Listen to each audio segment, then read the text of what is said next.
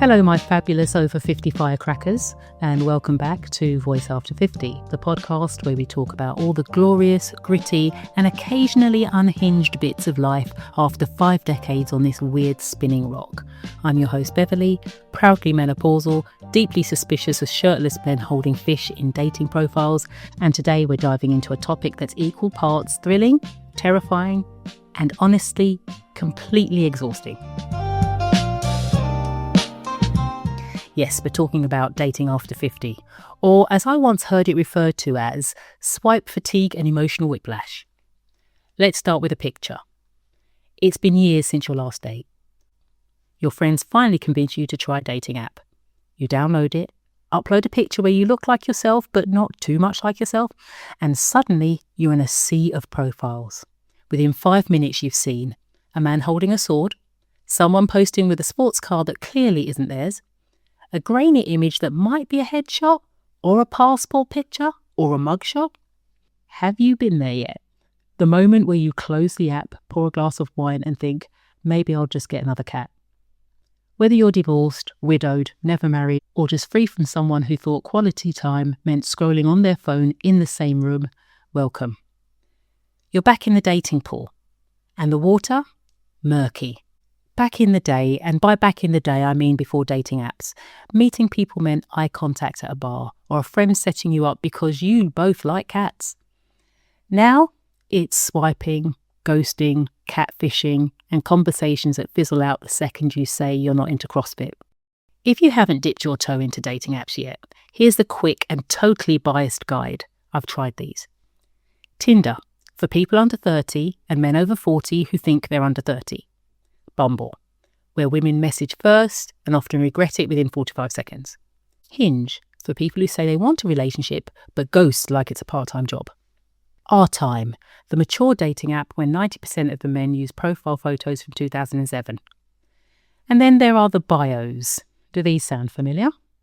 Looking for a woman who doesn't take herself too seriously. Translation? Laugh at my jokes even if they're bad. No drama. Translation? I caused plenty. Just ask. Translation? I can't be bothered to write anything. I've used this one myself. Hindsight is a wonderful thing. Dating in your 50s comes with clarity. You know your values, your priorities, your boundaries. You're more than likely to have a good amount of emotional intelligence. You no longer feel the need to shapeshift for someone else's approval. And here's the good news. You've got perspective. Little patience for games or ambiguity. You can spot warning signs early and act on them. You know your core values and won't compromise. And you're not looking for someone to complete you. You're already whole. Can you feel the difference? The confidence? And here's a truth people don't mention. Dating after 50 can be better. You've weathered the heartbreak. You've learned resilience. You've mastered communication.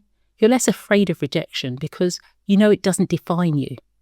And yet, there's still that little spark, that what if? It's intimidating and it's wonderful. Here's the part we don't always talk about. Dating after 50 isn't just apps, profiles, and who shows up in cargo shorts. It's emotional. There's a different kind of vulnerability now. When you were young, maybe rejection felt like the end of the world. These days, it still stings, but you know you'll survive. That doesn't make putting yourself out there any less brave. It takes courage to write that profile, to meet someone new, to say yes when it would be easier to stay home with a glass of wine and Netflix. And it takes even more courage to stay open, to let yourself be seen, quirks and all.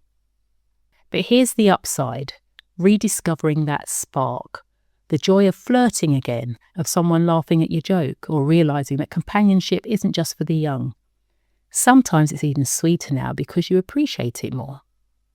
So yes, it's weird. Yes, it can be exhausting. But it can also be exhilarating.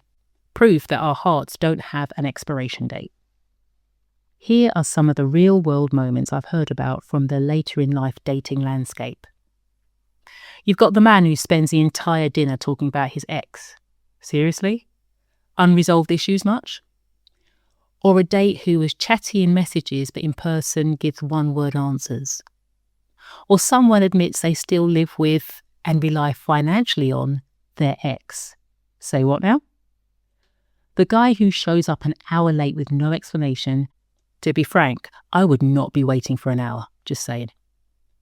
A promising match turns out to be a man baby looking for a caretaker, not a partner. Have you experiences of any version of these?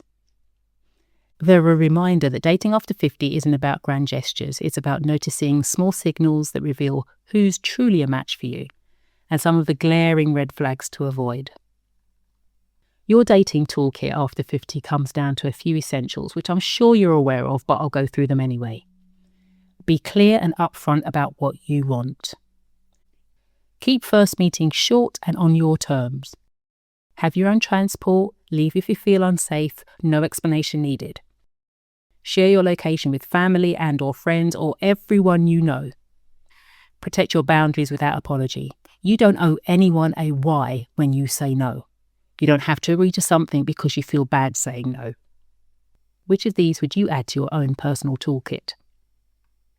Here are some truths worth living by. You don't owe anyone your time because they're nice.